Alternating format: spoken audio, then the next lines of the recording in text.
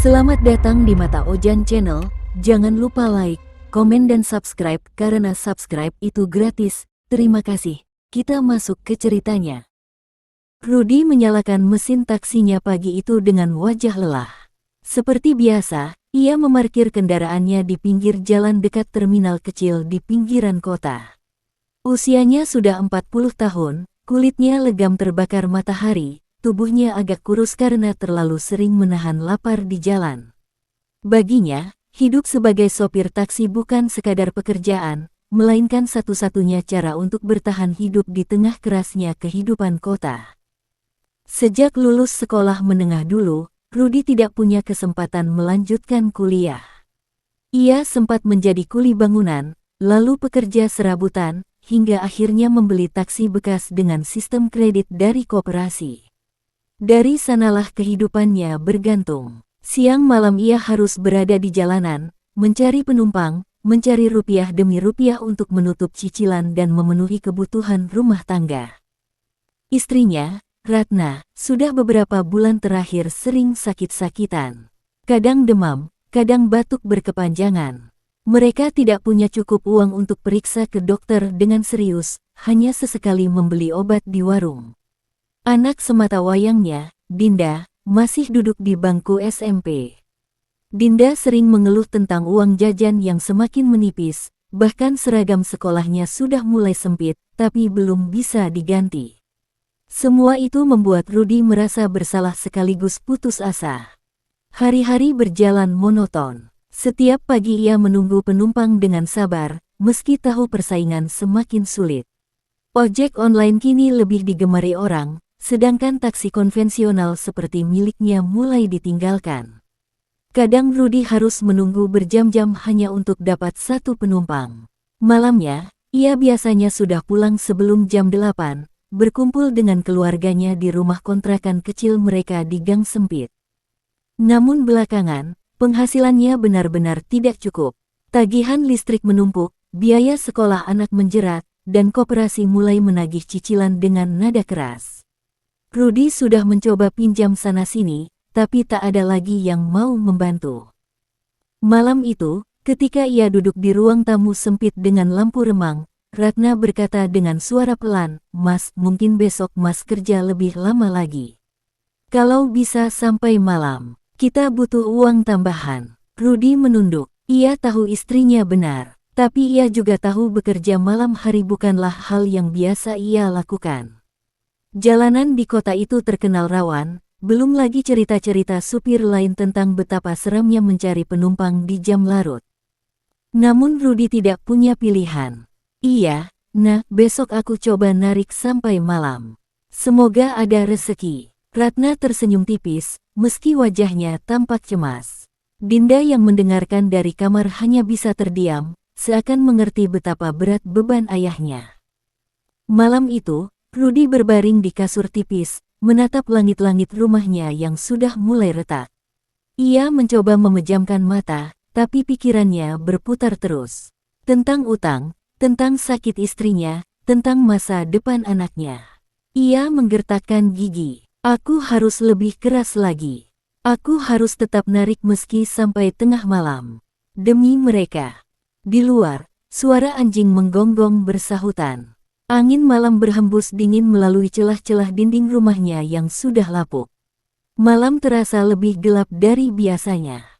Tanpa Rudy sadari, keputusan kecil itu, mencari penumpang sampai larut, akan menjadi titik awal dari mimpi buruk yang tidak pernah ia bayangkan sebelumnya. Hari itu Rudy bekerja seperti biasa sejak pagi. Ia berkeliling kota, mengantar penumpang dari satu tempat ke tempat lain. Panas terik siang membuatnya berkeringat habis-habisan, tapi ia tetap menahan.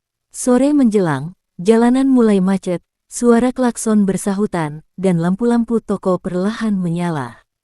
Biasanya di jam ini ia sudah bersiap pulang, tapi kali ini berbeda.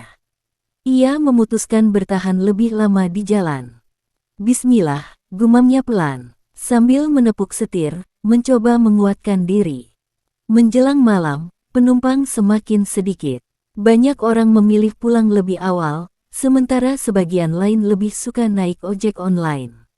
Rudy hanya mendapat beberapa penumpang kecil, ada yang minta diantar ke minimarket, ada yang ke terminal, tapi semua perjalanan jaraknya dekat dan ongkosnya kecil. Pukul 10 malam, perutnya mulai perih karena hanya makan sekali sejak siang. Ia sempat berhenti di warung kopi pinggir jalan, memesan segelas kopi hitam dan sebatang gorengan. Ia duduk bersama beberapa supir lain yang sudah lebih berpengalaman. Salah seorang supir tua dengan rambut memutih menepuk pundaknya. "Rat, kamu kok masih di jalan segini malam?" tanyanya heran. Rudy tersenyum hambar. "Lagi butuh uang, Pak. Jadi coba narik sampai larut." Pria tua itu menghela napas panjang. "Hati-hati, Rat. Jam segini udah jarang orang normal yang naik taksi. Kadang penumpangnya aneh-aneh. Aku sendiri kalau udah lewat jam 9, ogah." Kalimat itu membuat Rudy terdiam sesaat. Tapi ia mengabaikan. Ia pikir, mungkin itu hanya cerita untuk menakut-nakuti supir baru. Ia meneguk kopinya dalam-dalam, merasakan pahitnya yang menempel di lidah, lalu pamit untuk kembali bekerja. Jam menunjukkan hampir pukul 11 malam. Kota mulai lengang. Jalan yang tadi macet kini sunyi. Lampu-lampu toko padam, hanya ada warung kecil dan kafe yang masih buka. Sesekali motor lewat, tapi tak banyak. Rudy mulai merasa lelah. Kelopak matanya berat, tubuhnya pegal karena duduk seharian di balik kemudi. Namun bayangan wajah Ratna dan Dinda kembali muncul di kepalanya. Ia tidak boleh pulang dengan kantong kosong. Sedikit lagi, mungkin masih ada penumpang. Aku harus coba sampai lewat tengah malam, pikirnya. Rudy melajukan mobilnya ke arah pusat kota yang lebih ramai. Dari kejauhan, ia melihat deretan lampu jalan yang berpendar redup, membuat suasana seperti berlapis kabut. Sesekali bayangan pohon trembesi besar di pinggir jalan menutupi cahaya, membuat gelap pekat sesaat.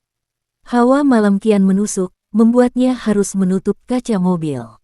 Radio taksinya hanya memutar suara statis. Ia iseng mencoba mengganti saluran, tapi hanya terdengar suara berisik seperti bisikan samar yang membuat bulu kuduknya berdiri. Ia buru-buru mematikannya. Sunyi langsung mengisi ruang kabin, hanya diselingi deru mesin dan suara ban yang melindas aspal kosong. Sesaat, ia berpikir untuk benar-benar pulang. Badannya terlalu lelah, kantuk mulai menyerang. Tapi tepat ketika ia ingin memutar balik, matanya menangkap sesuatu di tepi jalan. Ada seorang perempuan berdiri sendirian. Rambut panjangnya tergerai, tubuhnya dibalut baju putih pucat yang terlihat lusuh diterpa cahaya lampu jalan. Perempuan itu mengangkat tangannya perlahan, memberi isyarat agar ia berhenti. Rudy menelan ludah. Jantungnya berdetak lebih cepat tanpa sebab. Ia menepikan taksinya, kaca jendela ia turunkan sedikit. "Perlu tumpangan, Mbak?" tanyanya hati-hati. Perempuan itu menoleh perlahan, wajahnya tertutup sebagian oleh rambut panjangnya. Suaranya lirih tapi jelas, "Bisa, Pak. Antar saya." Rudy ragu sejenak, hatinya seperti menolak, tapi pikirannya tentang uang kembali memaksa. Ia mengangguk, membukakan pintu belakang. Perempuan itu masuk dengan gerakan lambat, lalu duduk di kursi belakang tanpa banyak bicara. Begitu pintu tertutup, aroma samar melati langsung memenuhi kabin mobil. Rudy mengernyit, tenggorokannya terasa kering, tapi ia mencoba mengabaikannya. Ia menoleh sebentar melalui kaca spion. Perempuan itu menunduk, wajahnya tak terlihat jelas. "Kemana, Mbak?" tanya Rudy, berusaha tenang. Dengan suara datar, perempuan itu menjawab, "Ke arah pemakaman, Taman Angsana." Rudy sempat terdiam mendengar tujuan penumpangnya. Pemakaman. Tengah malam begini, rasanya tidak masuk akal. Ia bahkan menoleh sekilas melalui kaca spion, mencoba memastikan apakah ia tidak salah dengar. Namun perempuan itu tetap duduk menunduk, rambut panjangnya menutupi wajah.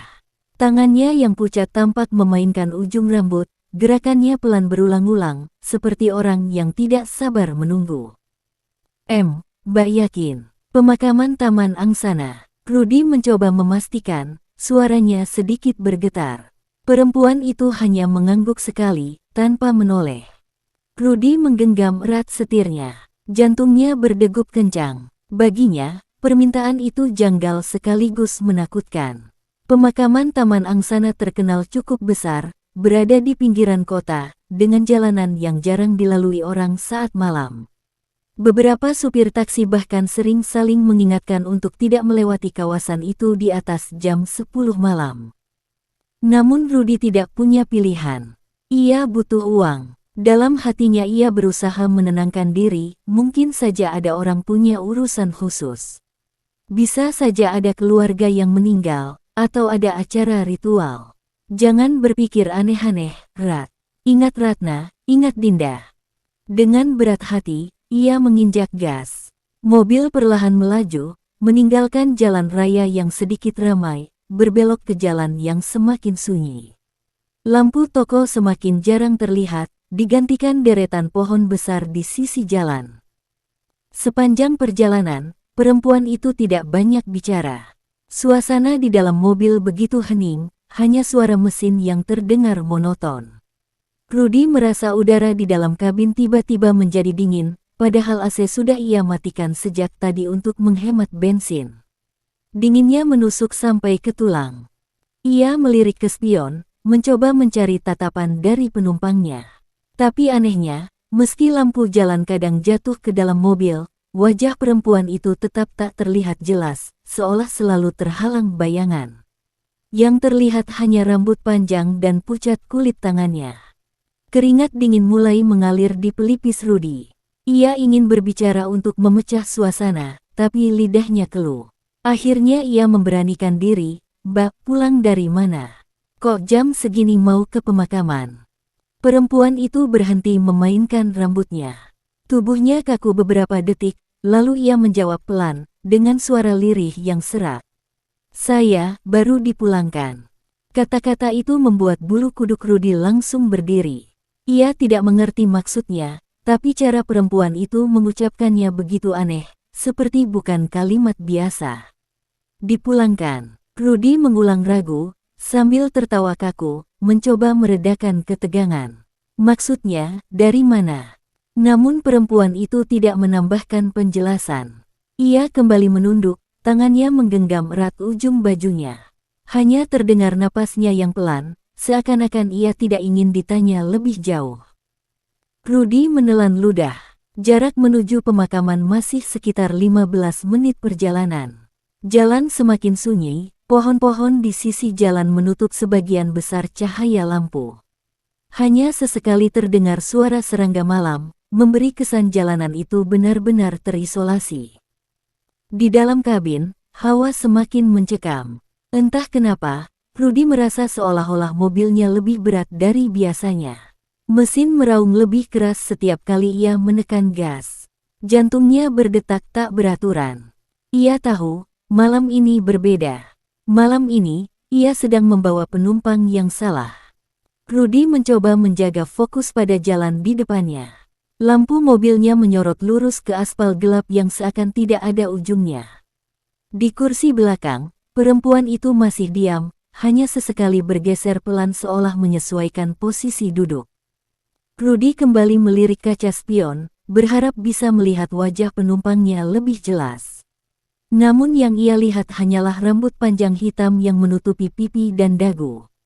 Baju putih yang ia kenakan tampak lusuh, seperti sudah dipakai berhari-hari tanpa dicuci. Di beberapa bagian terlihat noda gelap samar, entah tanah atau sesuatu yang lain. Aroma melati yang sejak tadi memenuhi kabin semakin menyengat. Awalnya samar, kini baunya tajam menusuk hidung, membuat kepala Rudy sedikit pusing. Ia sempat berpikir, mungkin penumpang itu memakai minyak wangi bunga. Tapi wangi itu bukan wangi biasa, ada kesan dingin yang menempel di dada setiap kali ia menghirupnya, seakan menyisakan beban berat di paru-paru. Dengan suara tercekat, Rudy mencoba basa-basi. Mbak sendirian aja malam-malam begini. Biasanya jarang ada yang masih jalan jam segini." Perempuan itu tidak langsung menjawab. Butuh beberapa detik sebelum ia berkata, lirih, hampir berbisik. "Sendiri, sudah terbiasa sendiri." Jawaban itu membuat suasana kian aneh. Rudy merasa bulu tengkuknya menegang. Ia berusaha menekan rasa takut dengan terus berbicara. Rumah Mbak, dekat pemakaman, ya. Kok minta diantar ke sana? Perempuan itu mengangkat kepalanya sedikit, tapi wajahnya tetap tak terlihat jelas. Suaranya kali ini terdengar lebih datar, tanpa ekspresi. Di sana tempat saya tinggal. Di sana, tempat saya pulang. Kata-kata itu menancap seperti paku di telinga Rudy. Ia mengerjap cepat, lalu pura-pura mengangguk meski tubuhnya gemetar. Ia tidak berani bertanya lagi. Mobil terus melaju, melewati perempatan kecil yang sepi. Lampu lalu lintas menyala merah, tapi tak ada kendaraan lain di sekitar. Rudy berhenti, menatap jalan kosong yang terasa panjang. Ia sempat menoleh sebentar ke kaca spion. Kali ini ia bisa melihat sebagian wajah penumpangnya. Kulitnya pucat pasi, hampir sewarna dengan bajunya. Bibirnya pucat kebiruan, seperti orang yang kedinginan terlalu lama. Namun yang paling membuat Rudy merinding adalah matanya. Hanya separuh wajah yang terlihat, tapi bola matanya tidak memantulkan cahaya sama sekali, seolah-olah kosong, kelam, tanpa kehidupan. Rudy buru-buru mengalihkan pandangan kembali ke jalan, jantungnya berdegup liar. Ia merasakan tangan di setirnya mulai basah oleh keringat dingin. Di luar, angin malam bertiup kencang, menggoyangkan ranting pohon di sisi jalan. Suara gesekan ranting terdengar seperti bisikan samar yang mengiringi perjalanan. Kaca jendela mobil bergetar pelan, menambah rasa tidak nyaman. Rudy menggertakkan gigi. Tenang, Rat. Tinggal sebentar lagi sampai pemakaman. Antar dia, lalu selesai. Dapat ongkos, bisa pulang. Selesai. Namun di lubuk hatinya yang paling dalam, ia tahu ada sesuatu yang tidak beres dengan penumpang ini. Dan ia merasa, malam itu tidak akan selesai begitu saja. Mobil Rudy melaju meninggalkan pusat kota. Perlahan-lahan, cahaya lampu toko dan rumah mulai berkurang, digantikan oleh jalan panjang yang dikelilingi pohon besar di kanan kiri.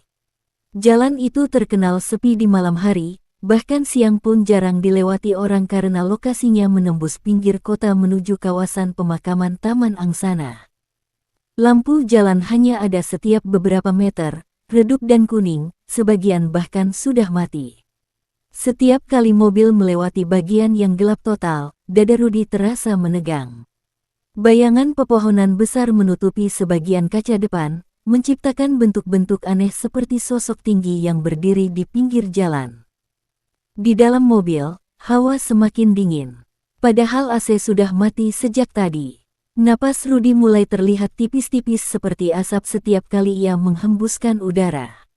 Tangannya yang menggenggam setir terasa kaku, seakan-akan ada es yang membungkusnya. Ia berusaha mengusir rasa takut dengan berbicara lagi, meski suaranya bergetar. Mbak, kalau boleh tahu, pulang dari mana? Sudah larut begini, biasanya orang-orang udah jarang keluar. Penumpang itu diam beberapa saat. Kepalanya masih tertunduk, rambut panjangnya tergerai menutupi wajah. Namun akhirnya ia menjawab pelan, dengan suara yang lirih seperti tertiup angin. Saya baru selesai dipulangkan. Rudy mengernyit. Kata itu lagi, dipulangkan. Apa maksudnya? Tanyanya, mencoba memastikan. Perempuan itu mengangkat kepalanya sedikit, menoleh setengah, tapi tetap sulit terlihat jelas wajahnya. Ia berkata dengan nada datar. Orang tua saya baru selesai mendoakan saya. Jantung Rudy langsung berdetak kencang. Keringat dingin mengalir di pelipisnya meski udara dalam mobil menusuk dingin. Ia menggigit bibir, menahan diri agar tidak bertanya lebih jauh. Suasana di luar semakin sunyi. Hanya terdengar deru mesin mobil dan suara ban yang melindas aspal kasar. Sesekali suara serangga malam terdengar dari balik semak belukar, namun bunyinya justru menambah kesan hening yang mencekam. Rudy melirik kaca spion lagi. Matanya menangkap sesuatu yang membuat bulu kuduknya berdiri. Rambut penumpangnya seolah sedikit bergerak, meski jendela tertutup rapat dan tidak ada angin di dalam kabin. Rambut itu bergoyang pelan, seperti ada hembusan halus dari arah belakang. Ia buru-buru mengalihkan pandangan, mencoba tidak peduli. Namun semakin jauh ia melajukan mobil, rasa berat di dadanya kian menjadi. Jalan menuju pemakaman seakan tidak habis-habis, padahal biasanya ia tahu rutenya tidak sepanjang ini. Aneh, gumam Rudy pelan. Seakan-akan malam itu jalan memanjang lebih jauh dari biasanya, menahan mereka di dalamnya. Sambil tetap mengemudi, ia kembali mencoba menenangkan diri. Santai, Rat, antar saja. Jangan banyak tanya. Begitu sampai, selesai. Tapi jauh di dalam hatinya, Rudy mulai sadar. Malam itu, ia sedang masuk ke dalam perjalanan yang bukan lagi miliknya. Mobil terus melaju menembus jalan yang semakin lengang. Seolah-olah dunia di luar sana telah terlelap, meninggalkan Rudy sendirian bersama penumpangnya yang tak banyak bicara. Hanya cahaya lampu mobil yang sesekali memantul di batang pohon, menciptakan bayangan panjang yang berkelebat cepat di pinggir jalan. Rudy menelan ludah. Tenggorokannya kering, padahal ia merasa udara dalam mobil begitu lembab. Keringat dingin mengalir di pelipisnya, sementara tangannya menggenggam erat setir, berusaha mengabaikan rasa takut yang mulai menekan dadanya. Dari kursi belakang, penumpangnya tetap diam, menunduk, rambut panjangnya menutupi sebagian besar wajah. Ia hanya duduk kaku, sesekali gerak kecil seperti memainkan ujung rambutnya. Tidak ada suara, tidak ada percakapan.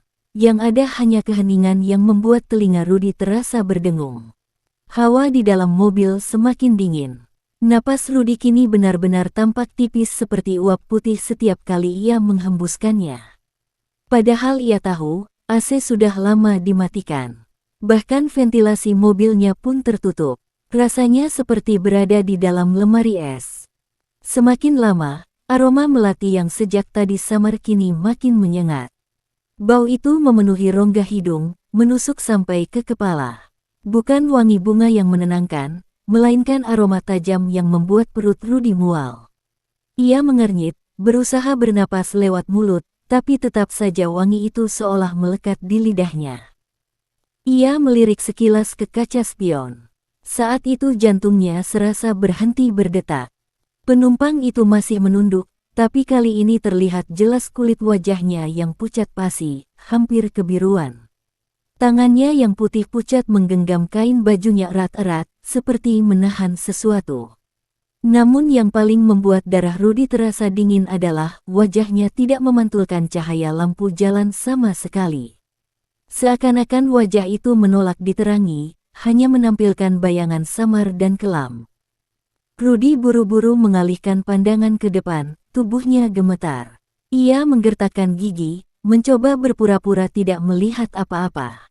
Hening itu akhirnya pecah ketika perempuan itu bergumam lirih. Jalan ini, panjang sekali, ya. Suara itu pelan, tapi cukup untuk membuat bulu kuduk Rudy berdiri. Ia tidak tahu harus menjawab apa. Dengan terbata, ia berkata, "Iya, Mbak, sebentar lagi sampai kok." Perempuan itu tidak merespons. Hanya suara napasnya yang pelan dan datar terdengar, namun entah kenapa, napas itu terasa terlalu dekat. Seakan berasal bukan dari kursi belakang, melainkan dari tepat di samping telinga Rudy. Ia tersentak, memalingkan wajah cepat-cepat ke kanan, tapi kursi penumpang depan kosong. Saat ia melirik kaca spion lagi, perempuan itu tetap duduk di belakang, menunduk, tidak bergerak. Rudy menggigil, tangannya semakin kuat mencengkeram setir, hampir membuat ruas jarinya memutih. Suasana di luar semakin sunyi. Pohon-pohon besar di sisi jalan tampak makin rapat, dahan-dahannya menjulur ke atas jalan, membuat seolah-olah mobil itu sedang masuk ke dalam sebuah terowongan alami. Cahaya lampu mobil hanya mampu menembus beberapa meter ke depan, setelah itu kegelapan menelan segalanya. Tidak ada kendaraan lain, tidak ada manusia, hanya taksi Rudy yang melaju, membawa penumpang aneh itu menuju tempat yang bahkan Rudy sendiri tak yakin masih ingin didatanginya. Dan di kepalanya, satu kalimat terus bergema tanpa bisa ia hentikan. "Malam ini, aku sedang membawa penumpang yang bukan manusia." Rudy menekan pedal gas dengan hati-hati, berusaha menjaga agar mobil tetap stabil di jalan yang kian sepi. Pohon-pohon besar berdiri rapat di sisi kiri dan kanan, cabangnya merunduk seperti tangan-tangan hitam yang mencoba meraih mobilnya. Lampu depan hanya mampu menembus beberapa meter ke depan, dan sisanya tenggelam dalam gulita. Ia merasa seakan jalan itu tidak berujung. Padahal ia cukup hafal rute menuju pemakaman Taman Angsana. Biasanya dari jalan utama hanya butuh sekitar 15 menit perjalanan, tapi kali ini ia merasa sudah hampir setengah jam belum juga sampai. Asalnya lurus, tapi kini jalan mulai berbelok-belok, menanjak, lalu turun lagi. Kenapa bisa begini, gumamnya pelan. Rudy melirik arlojinya di dashboard. Jarum menunjukkan pukul 0.12. Dadanya semakin sesak. Biasanya, di jam-jam seperti ini, ia sudah tidur di rumah, mendengar suara nafas istrinya, bukan malah terjebak di jalan asing bersama penumpang yang menimbulkan ketakutan. Suara dari kursi belakang tiba-tiba memecah keheningan. Malam ini, sepi sekali, ya. Nada suaranya lirih, tapi menusuk, membuat bulu kuduk Rudy langsung meremang. Ia tersenyum kaku, mencoba menjawab meski suaranya bergetar. Iya, Mbak.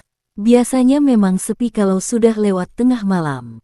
Perempuan itu mengangguk pelan, lalu menambahkan dengan suara rendah, hampir berbisik. Sepi, seperti di liang. Kalimat itu membuat tengkuk Rudy kaku. Ia menelan ludah, memaksa dirinya menatap lurus ke depan. Jantungnya berdetak kencang tak beraturan, sampai-sampai ia bisa mendengar suara detaknya sendiri di telinga. Tak lama kemudian, ia merasa mobilnya semakin berat, seolah ada beban tambahan di dalamnya. Mesin meraung lebih keras setiap kali ia menekan gas, padahal penumpangnya hanya satu orang dan tubuhnya tidak terlihat besar. Rudy mencoba mencari akal agar tidak semakin takut. Ia membuka kaca jendela sedikit, berharap udara luar bisa mengusir rasa mual yang sejak tadi menghantui. Namun begitu kaca terbuka, hawa dingin menusuk masuk, bersama suara samar, seperti bisikan banyak orang berbicara bersamaan. Ia langsung menutup kaca kembali, napasnya terengah.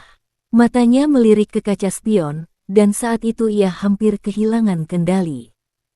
Di kursi belakang, penumpang itu sudah tidak menunduk lagi.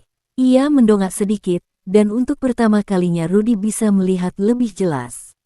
Kulit wajahnya begitu pucat, bibirnya membiru, dan matanya kosong. Hanya hitam, tanpa cahaya, tanpa pantulan. Dari ujung bibirnya menetes cairan gelap, mengalir ke dagu. Rudy cepat-cepat mengalihkan pandangan, keringatnya bercucuran deras. Nafasnya memburu, tangannya gemetar di setir. Jalan semakin berliku, aspal yang tadinya mulus berubah kasar dengan lubang-lubang kecil. Mobil bergetar setiap kali melindasnya. Lampu jalan sudah tidak ada lagi, hanya kegelapan pekat yang sesekali diterangi sorot lampu mobil. Hawa di kabin kian menusuk. Aroma melati semakin pekat, bercampur bau tanah basah, seperti aroma dari liang kubur yang baru digali.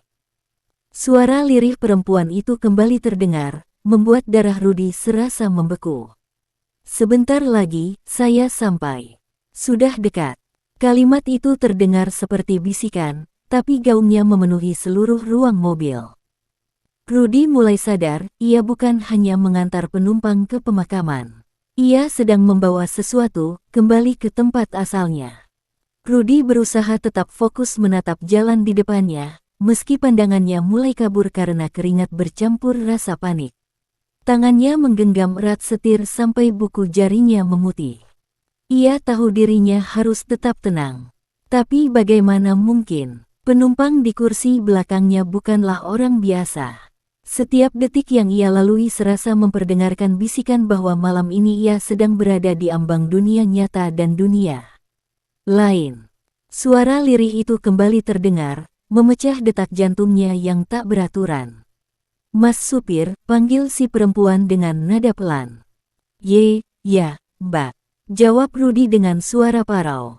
"Terima kasih sudah mau mengantar saya." Kalimat sederhana itu seharusnya terdengar biasa. Tapi di telinga Rudy, rasanya seperti ucapan dari seseorang yang tidak akan pernah kembali lagi. Ia memberanikan diri bertanya, meski lidahnya kaku. Sebenarnya, Mbak ini dari mana? Tadi Mbak bilang, dipulangkan. Maksudnya apa? Ya. Perempuan itu tertawa kecil, tapi tawanya terdengar kosong, menggema aneh di dalam mobil. Rambutnya yang panjang bergerak pelan, seolah ada angin dari arah lain yang hanya menyentuh dirinya. Dipulangkan, artinya saya sudah tidak ada di dunia ini. Mereka mendoakan saya, menutupkan doa terakhir. Dan sekarang, Mas sedang membantu saya kembali ke rumah saya yang sebenarnya. Rudy merasakan darahnya berhenti mengalir sejenak. Kata-kata itu menusuk otaknya dengan pelan tapi pasti. Ia menelan ludah, tenggorokannya kering seperti pasir. Rumah sebenarnya, maksudnya pemakaman itu. Tanyanya, nyaris tak bersuara. Perempuan itu mengangguk pelan. Ya, disitulah saya beristirahat. Malam ini, Mas adalah yang pertama mengantar saya ke sana. Rudy merasa tubuhnya melemah. Tangannya hampir kehilangan kendali atas setir. Ia memaksa dirinya tetap waras, meski telinganya terus berdengung. Keringat dingin mengalir deras di pelipis, punggungnya basah seakan habis diguyur air. Matanya mulai menangkap sesuatu yang tidak beres, kaca depan mobil dipenuhi kabut tipis, padahal AC mati. Kabut itu menggambar garis samar, seperti goresan tangan dari dalam. Lalu terdengar suara ketukan pelan di kaca belakang. Tok, tok, tok, 3 kali. Rudy langsung merinding hebat. Ia menoleh ke kaca spion dan hampir menjerit. Dari kursi belakang, penumpang itu sedang menatap lurus ke arahnya, wajahnya kini terlihat jelas. Kulitnya pucat kelabu, bibir biru membiru, dan mata hitamnya kosong tanpa bola mata. Senyum tipis terukir di bibirnya, senyum yang lebih menyerupai irisan luka. Sudah dekat, Mas, bisiknya pelan. Jangan takut, sebentar lagi selesai. Rudy menggenggam setir erat-erat, matanya menatap lurus ke depan. Nafasnya pendek-pendek, seolah setiap tarikan udara membuat paru-parunya semakin terhimpit. Kata-kata perempuan itu, rumah sebenarnya, terus bergema di kepalanya, membuat tubuhnya gemetar hebat. Lampu depan mobil mulai menangkap sesuatu di kejauhan, sebuah bangunan batu dengan gerbang besi tinggi berwarna hitam. Tulisan melengkung di atas gerbang itu samar terbaca, Taman Pemakaman Umum Taman Angsana. Hati Rudy tercekat, ia benar-benar sudah sampai. Tapi anehnya, suasana di sekitar gerbang jauh berbeda dari biasanya.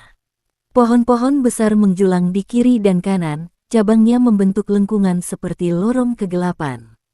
Lampu jalan yang seharusnya ada di depan pemakaman padam semua, seolah sengaja dipadamkan malam itu. Bahkan udara terasa lebih dingin, menusuk ke tulang, membuat jari-jari Rudy kaku. Mesin mobil bergetar pelan, seakan menolak untuk terus berjalan. Ketika mobil semakin dekat ke gerbang, Rudy mendengar sesuatu, gumaman pelan, samar-samar, seperti suara orang berdoa. Semakin dekat, suara itu semakin jelas. Namun yang membuat darahnya membeku adalah kenyataan bahwa suaranya bukan datang dari luar, melainkan dari dalam kabin. Ia melirik ke kaca spion. Perempuan itu sedang menunduk, bibirnya bergerak cepat, komat-kamit mengucapkan sesuatu yang terdengar seperti doa, tapi nadanya aneh, terlalu berat, seperti suara dari 2 orang sekaligus, satu perempuan, satu laki-laki. Suara itu memenuhi telinga Rudy. Rasanya kepalanya mau pecah. Ia menekan rem, menghentikan mobil beberapa meter di depan gerbang. Mbak, suaranya tercekat. Sudah sampai ini, ya. Perempuan itu berhenti bergumam. Perlahan ia mengangkat wajahnya. Dari kedua mata hitamnya kini mengalir air, bukan bening, melainkan hitam pekat seperti tinta. Senyum tipis kembali muncul di wajahnya. Iya, Mas, suaranya lirih, tapi jelas, saya sudah sampai. Hening sesaat. Lalu terdengar suara berdecit, krek, gerbang besi yang tinggi dan berat itu perlahan terbuka sendiri, padahal tak ada seorang pun di sekitar. Engsel tuanya menjerit panjang, menambah kengerian malam itu. Rudy hanya bisa mematung di balik setir. Dadanya naik turun cepat, keringat membasahi bajunya. Jiwanya menjerit untuk kabur, tapi tubuhnya terpaku. Perempuan itu perlahan menunduk kembali, lalu berkata dengan suara yang hampir seperti perintah. "Mas, tolong antar saya sampai ke dalam." Rudy menatap gerbang besi yang perlahan terbuka dengan sendirinya. Suara engselnya yang berdecit panjang terasa seperti jeritan besi tua yang menolak untuk dipaksa hidup kembali. Di balik gerbang itu, jalan setapak yang dipenuhi kerikil basah terlihat samar diterangi lampu mobil. Kabut tipis merayap rendah di atas tanah, membuat nisan-nisan yang berjajar tampak seperti bayangan orang berdiri, diam memperhatikan. "Mas," suara perempuan itu terdengar jelas dari kursi belakang, pelan namun penuh tekanan, "tolong antar saya sampai ke dalam." Jantung Rudy berdegup kencang, memukul dadanya hingga terasa sakit. Seluruh tubuhnya menolak, ia tidak ingin masuk. Pemakaman di malam hari adalah hal yang paling ia hindari sejak kecil. Kini, ia diminta mengantar penumpang yang bahkan ia tahu, sudah bukan manusia lagi.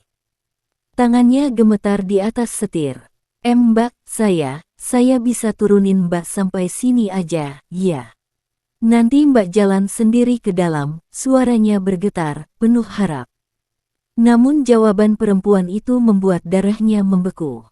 "Tidak, Mas. Saya tidak bisa masuk sendiri, saya butuh seseorang untuk mengantar.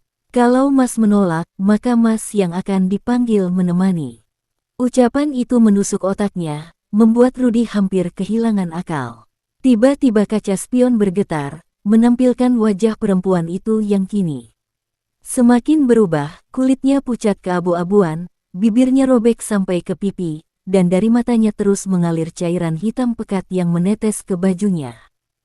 Rudy langsung menunduk, tak berani lagi menatap spion.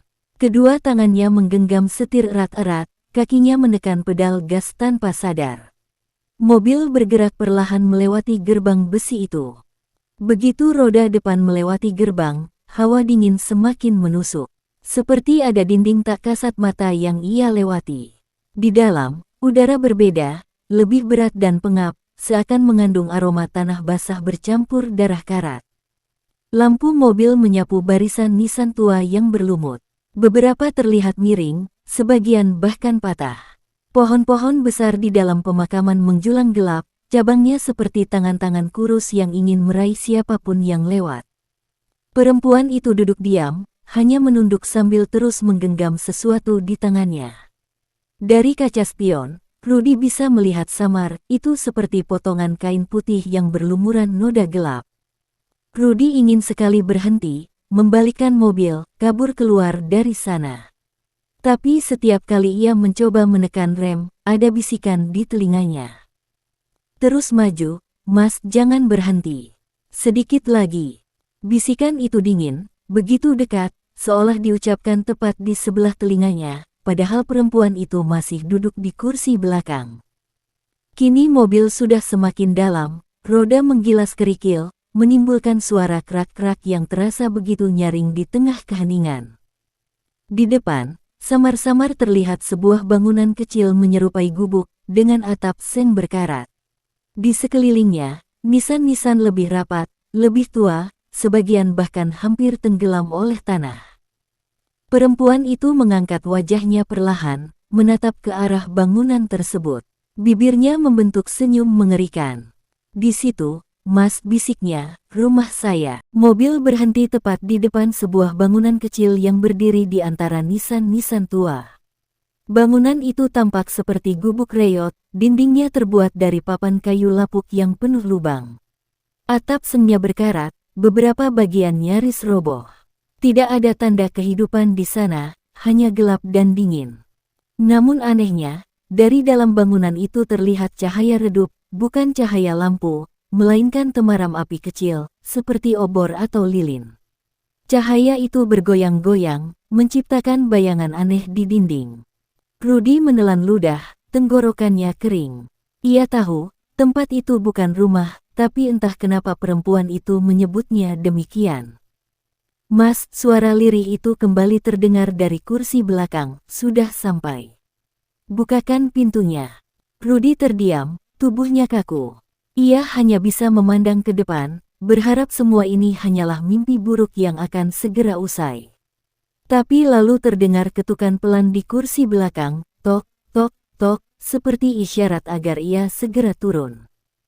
Dengan tangan gemetar, Rudy meraih gagang pintu. Udara dingin langsung menyergap tubuhnya begitu ia keluar dari mobil. Malam itu terasa begitu sunyi, hanya ada suara jangkrik yang terdengar jauh, seolah tidak berani mendekat ke area itu. Ketika ia berbalik, pintu belakang mobil sudah terbuka. Perempuan itu berdiri di sana. Tubuhnya terlihat lebih kurus dari sebelumnya, rambut panjangnya terurai berantakan, menutupi sebagian wajah yang kini semakin mengerikan, kulit pucat keabu-abuan, matanya cekung, dan cairan hitam itu masih menetes perlahan dari kedua pelupuknya. Di tangannya, ia menggenggam erat kain putih berlumuran noda gelap. Rudy memicingkan mata, mencoba melihat lebih jelas, dan darahnya seketika membeku. Itu bukan sekadar kain. Itu adalah kain kafan yang sudah lusuh, dengan noda tanah dan darah kering menempel di permukaannya. Mas, suaranya pelan, tapi menusuk, tolong antar saya sampai masuk ke rumah saya. Rudy melangkah mundur satu langkah, hampir terjatuh. Kakinya goyah, tapi matanya tak bisa lepas dari pemandangan mengerikan itu. Rumah. Itu kan gubuk, suaranya terbata, nyaris tak terdengar. Perempuan itu perlahan menoleh ke arah bangunan reyot tersebut. Senyumnya melebar, menampakkan gigi-gigi yang mulai menghitam. Itu bukan gubuk, Mas, itu makam saya. Kata-kata itu membuat tubuh Rudy langsung melemas. Makam. Dadanya sesak, seolah udara malam yang dingin berubah menjadi gumpalan kabut pekat yang menjerat paru-parunya. Perempuan itu melangkah maju, kain kafan di tangannya menjuntai, menyeret tanah. Rudy menatapnya dengan mata melebar, jantungnya berdegup tak beraturan. Mas tahu ini apa? Tanya perempuan itu sambil mengangkat kain kafan kotor itu lebih tinggi. Rudy hanya bisa menggeleng lemah, meski dalam hatinya ia tahu jawaban yang menyeramkan. Perempuan itu tersenyum, wajahnya semakin menyeramkan di bawah cahaya temaram. Ini, kafan saya sendiri. Kafan yang dipakai untuk membungkus tubuh saya waktu saya dikubur di sini. Rudy terperanjat, keringat dingin membasahi tengkuknya. Matanya otomatis melirik ke arah bangunan reyot itu. Sekarang ia bisa melihat jelas di depan bangunan, tepat di bawah cahaya redup, ada sebuah nisan besar, retak di bagian tengahnya. Tulisan di atas nisan itu hampir pudar, namun samar-samar masih bisa terbaca sebuah nama, Sari Dewi. Tidak mungkin, gumam Rudy, mundur lagi beberapa langkah. Sari, yang sekarang berdiri di hadapannya, tertawa lirih. Tawa itu bukan tawa manusia biasa. Suaranya bergetar, berat, dan seolah keluar dari tenggorokan yang penuh cairan. Mas, malam ini, saya hanya ingin pulang. Dan Mas sudah mengantar saya sampai depan rumah. Tapi perjalanan ini belum selesai. Ia mendekat, begitu dekat hingga Rudy bisa mencium aroma tanah basah dan bau anyir yang menyengat dari tubuhnya. Kafan itu kini digenggam erat, dan ia menunjukkannya ke arah Rudy. Mas harus tahu, kenapa saya tidak bisa masuk sendiri. Tiba-tiba, angin berhembus kencang, menerbangkan dedaunan kering dari sekitar makam. Rudy memejamkan mata sejenak, menahan dingin yang menusuk. Saat ia membuka mata lagi, kain kafan itu kini basah, meneteskan cairan merah pekat ke tanah. Karena ada yang mengambil kafan saya dari liang lahat, mereka merampasnya. Mas, supaya saya tidak bisa tenang. Supaya arwah saya terjebak di antara dunia ini dan sana. Suara Sari kini bergetar. Tapi bukan lagi hanya menyeramkan, ada kemarahan, ada dendam. Matanya menatap tajam ke arah Rudy, seakan ingin menyalurkan rasa sakitnya. Dan malam ini, Maslah yang harus menggantikan tugas itu. Mas yang harus mengembalikan saya ke tempat saya seharusnya. Rudy mematung. Kata-kata mengembalikan itu bergaung di kepalanya seperti gema yang tak mau hilang. Ia menatap kain kafan yang masih meneteskan cairan merah pekat ke tanah, lalu menatap wajah pucat Sari yang kini semakin dekat. Tapi, bagaimana mungkin saya bisa? Rudy berusaha berkata, namun suaranya serak, tenggorokannya kering. Sari tersenyum miring, sebuah senyum yang entah mengandung permohonan atau ancaman. Mas tidak perlu bertanya, Mas hanya perlu menggali. Rudy terbelalak, jantungnya berdetak semakin kencang, seolah ingin meledak dari dalam dada. Menggali, maksud kamu, kuburmu. Sari mengangguk pelan, rambut hitam kusutnya bergoyang menutupi wajah. Mereka mengambil kafan saya, Mas.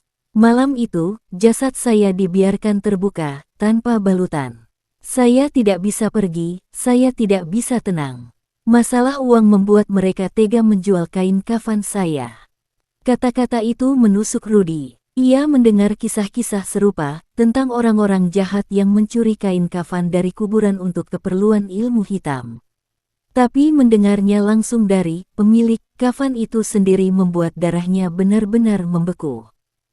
Sari kemudian menunjuk tanah di depan bangunan reyot itu, tepat di sisi nisan retak bertuliskan namanya. Jemari pucatnya gemetar, namun tatapannya penuh kekuatan. Gali di sana, Mas. Temukan jasad saya. Kembalikan kafan ini ke tempatnya.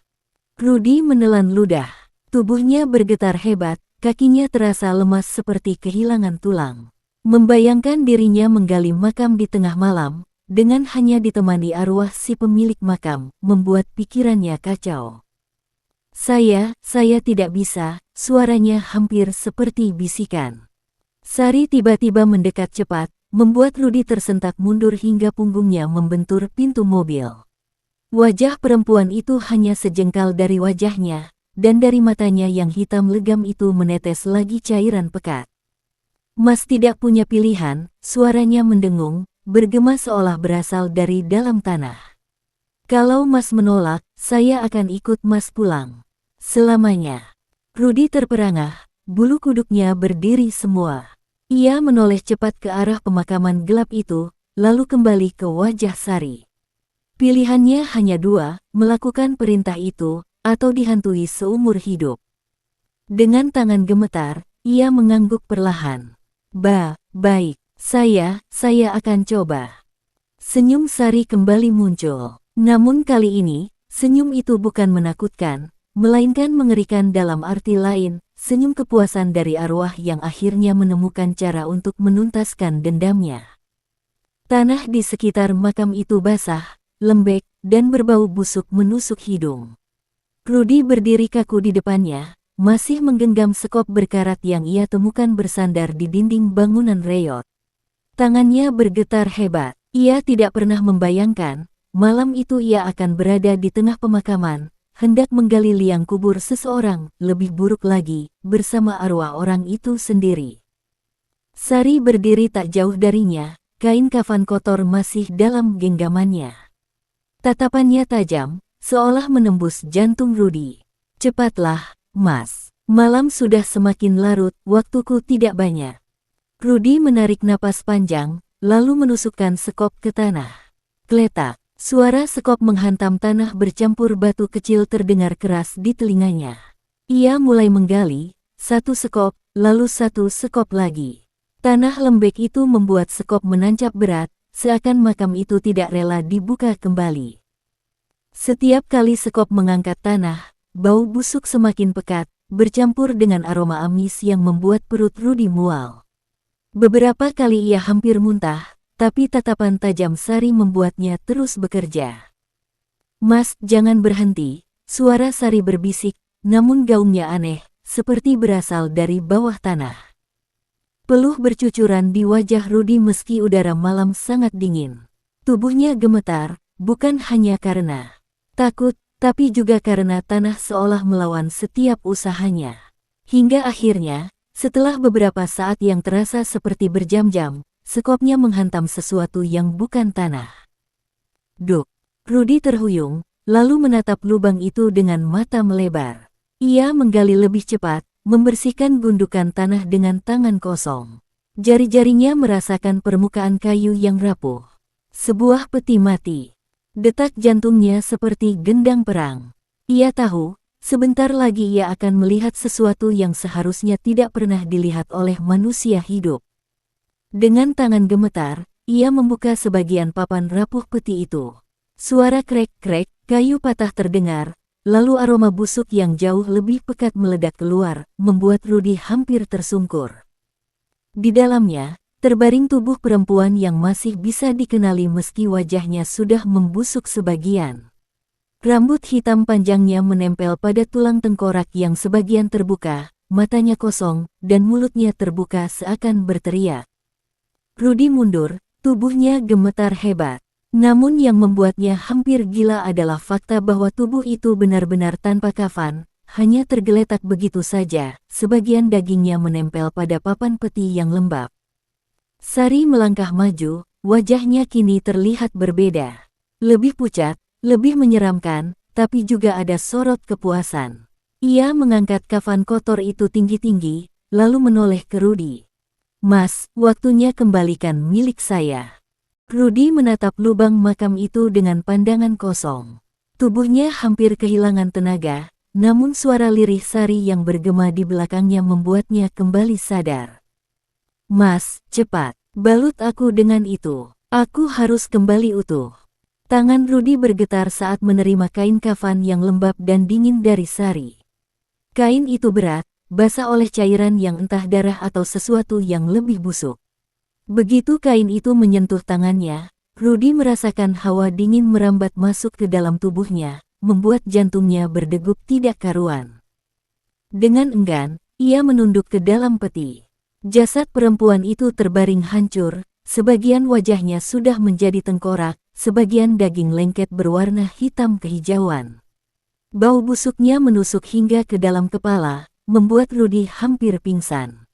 Namun tatapan hitam Sari dari balik lubang tidak memberinya kesempatan untuk menolak. Rudy membuka kafan perlahan, lalu mulai menutup tubuh jasad itu.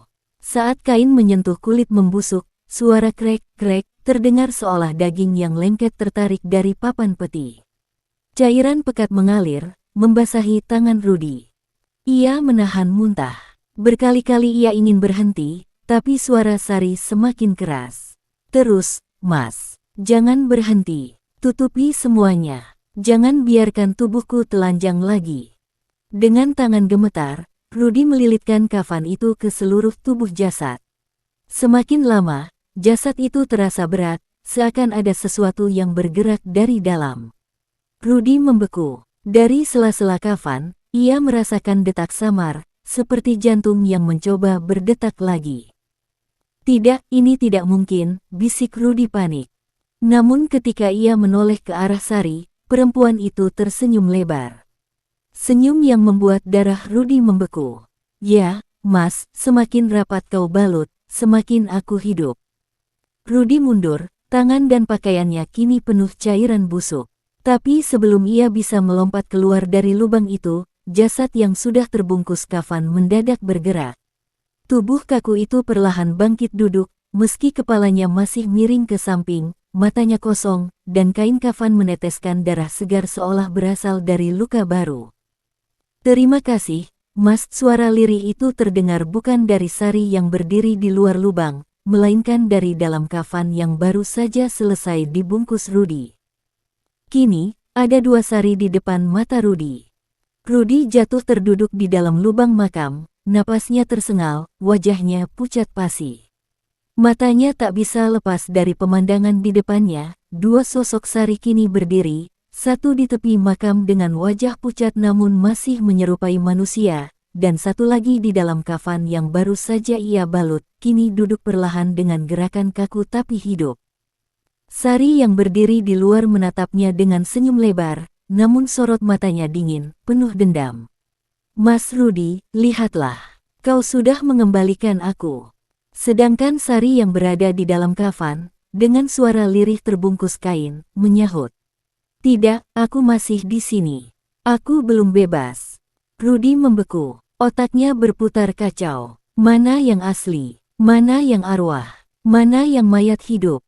Tiba-tiba, sosok berkafan itu mulai merangkak keluar dari peti dengan gerakan patah-patah.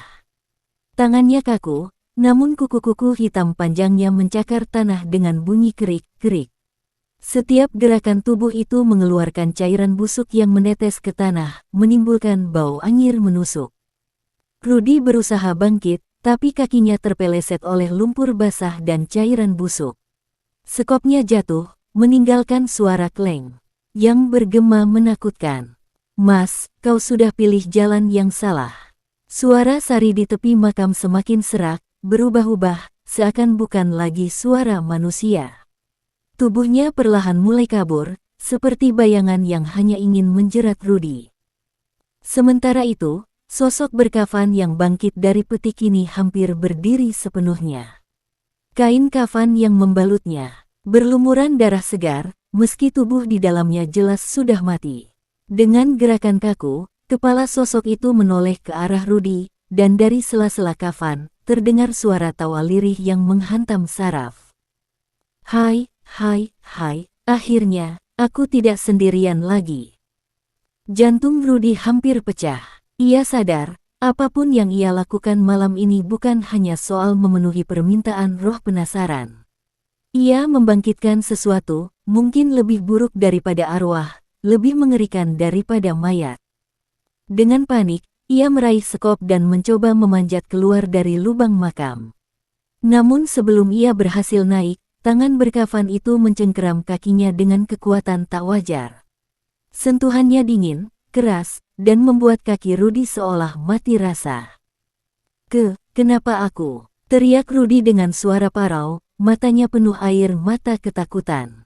Sosok berkafan mendekatkan wajahnya yang hancur ke arah Rudy, lalu berbisik lirih namun jelas. "Karena kau yang memilih menjemputku malam itu, Mas, kau yang membawaku pulang." Cengkraman tangan dingin itu membuat kaki Rudy serasa lumpuh. Ia berusaha menendang, tapi semakin keras ia meronta, semakin erat sosok berkafan itu mencengkeram.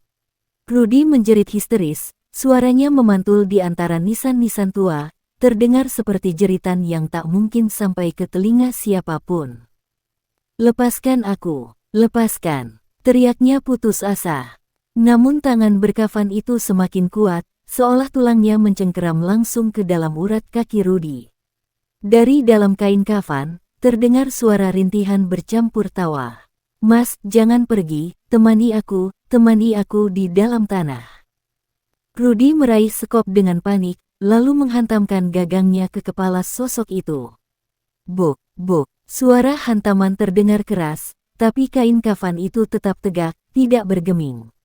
Malah, dari sela-sela lilitan kain, darah segar merembes, seperti mayat itu baru saja mati semalam. Sari yang berdiri di luar lubang makam hanya menatap dengan senyum aneh, matanya memerah, seolah menikmati penderitaan Rudy. "Kau sudah memulai, Mas, tidak ada jalan keluar lagi. Kau akan ikut bersamaku, menjadi bagian dari mereka." Rudy akhirnya berhasil menancapkan sekop ke tanah dan berusaha menarik tubuhnya keluar. Jari-jarinya mencakar-cakar tanah, kukunya patah, darah mengucur, namun ia tidak peduli. Ia berhasil setengah tubuhnya keluar dari lubang, saat tiba-tiba tarikan kuat dari bawah membuatnya kembali jatuh terperosok. Tubuhnya menghantam dinding tanah lembab, punggungnya terasa remuk. Dalam kegelapan lubang itu, sosok berkafan kini sudah merangkul kakinya erat-erat, tubuhnya mendesah. "Aku sudah utuh, Mas, tinggal satu lagi." "Kau?" Mata Rudy melebar ketakutan. Dari kain kafan yang menutup wajah sosok itu, muncul bayangan samar wajahnya sendiri, wajah Rudy, pucat dengan mata kosong dan mulut menganga. Seolah sosok itu sedang meminjam identitasnya. Rudy menjerit sekencang-kencangnya, suara terakhir yang mampu ia keluarkan malam itu. Suara jeritan yang bukan hanya dipenuhi ketakutan, tapi juga penyesalan mendalam. Dan pada detik itu juga, tanah di sekitar lubang bergetar, seakan ada yang ingin menelan Rudy hidup-hidup. Tanah di sekeliling lubang berguncang hebat, membuat batu nisan di dekatnya miring satu persatu. Suara gesekan tanah dan batu bercampur dengan jeritan Rudy, menciptakan paduan suara kematian yang tak seorang pun akan dengar. Tangan berkafan itu masih erat melilit kakinya, menarik tubuh Rudy semakin dalam. Nafasnya mulai sesak karena debu tanah berjatuhan, memenuhi hidung dan mulutnya. Ia berusaha menepis, tapi setiap gerakan hanya membuat tubuhnya semakin tenggelam. Tidak, aku tidak mau mati. Lepaskan aku. Rudy meronta, matanya berlinang air mata bercampur tanah. Tiba-tiba, dari atas lubang, sosok Sari yang berdiri sebagai bayangan menunduk, wajahnya semakin kabur tapi suaranya terdengar jelas. Mas, jangan melawan. Bukankah kau butuh uang itu? Bukankah kau sudah memilih jalan ini? Suara itu bergema seperti ribuan bisikan di telinganya, menusuk ke dalam pikirannya. Rudy merasa seluruh tubuhnya melemah, pikirannya kacau, seakan-akan logikanya ikut dikubur bersama tubuhnya. Sementara itu, sosok berkafan semakin aktif. Kini tangannya bukan hanya mencengkeram kaki, tapi juga merayap naik, menyentuh perut, dada, hingga ke leher Rudy. Sentuhan dingin itu membuat darahnya serasa berhenti mengalir. Rudy mencoba berteriak lagi, namun mulutnya dipenuhi tanah yang jatuh dari atas. Ia tersedak, batuk, lalu muntah bercampur tanah basah. Tubuhnya menggeliat, tapi semakin ia melawan, tanah semakin cepat menutup lubang itu. Dalam hitungan detik, hanya kepalanya yang masih terlihat di permukaan. Matanya melotot, wajahnya penuh ketakutan. Dan yang terakhir ia lihat sebelum tanah benar-benar menutup seluruh tubuhnya adalah sosok Sari yang tersenyum puas. Wajahnya memudar menjadi gelap seperti asap, lalu lenyap. Tidurlah, Mas, selamanya. Tanah akhirnya menutup lubang itu sepenuhnya. Tak ada suara, tak ada tanda-tanda, hanya makam baru yang seolah terbentuk begitu saja malam itu, menyimpan teror yang tidak seorang pun tahu. Setelah tanah menutup rapat lubang itu, suasana mendadak kembali tenang. Angin malam yang sebelumnya menderu kini seakan berhenti berhembus, menyisakan keheningan yang menusuk.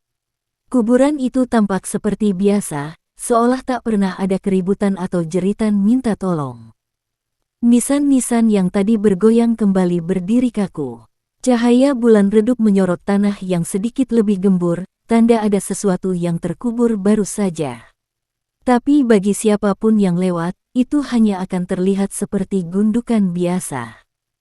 Jauh di kejauhan, terdengar lolongan anjing yang panjang dan lirih. Suaranya tidak berhenti, seakan merasakan ada sesuatu yang tak wajar sedang terjadi. Di balik keheningan itu, samar-samar terdengar suara rintihan. Bukan dari luar, tapi dari dalam tanah. Rudy masih hidup, napasnya berat, tangannya mencakar tanah di atasnya.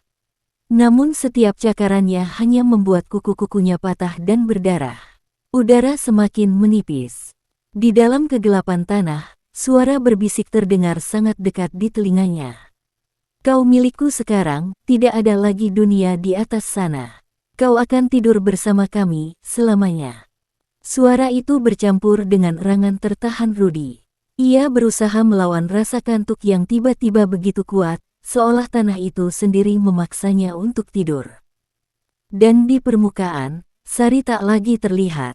Hanya bayangan samar, melayang di antara nisan, lalu lenyap seiring dengan kabut yang mulai turun menutupi area pemakaman. Malam itu pun kembali sunyi. Hanya ada makam baru, yang jika diperhatikan baik-baik, tanahnya sesekali bergetar pelan, seperti sesuatu di dalamnya masih berusaha keluar. Ayam jantan berkokok jauh dari kampung, menandakan pagi mulai datang. Matahari perlahan merayap di ufuk timur, menyingkap sisa-sisa malam yang kelam. Embun menempel di dedaunan, dan kabut tipis mulai terurai. Pemakaman itu kini terlihat seperti biasa. Hanya deretan nisan berlumut, tanah gembur, dan bunga-bunga layu yang ditinggalkan pelayat sebelumnya. Namun, jika seseorang memperhatikan lebih teliti, ada satu gundukan baru tanpa nisan, tanahnya masih basah, seolah baru saja digali. Tidak ada tanda-tanda kehidupan, tidak ada suara, seakan-akan apa yang terjadi semalam hanyalah mimpi buruk. Namun di dalam tanah, tubuh Rudy membeku dalam kegelapan. Nafasnya telah berhenti sejak lama. Matanya terbuka, masih menyiratkan ketakutan yang tak terbayangkan. Kedua tangannya mencakar tanah keras, kuku-kukunya patah abis, dan di sela jari-jarinya masih ada sisa tanah lembab bercampur darah. Dan di wajahnya, senyum samar terbentuk. Senyum yang bukan miliknya, melainkan milik sesuatu yang telah mengambil alih raganya. Di permukaan, seorang penggali kubur yang datang pagi itu untuk membersihkan area makam berhenti sejenak. Ia menoleh ke gundukan baru yang belum ada nisan. Alisnya berkerut, karena ia tahu betul, semalam tak ada prosesi pemakaman. Tidak ada jenazah yang dimakamkan di sana. Ia bergumam lirih, siapa yang dikubur di sini?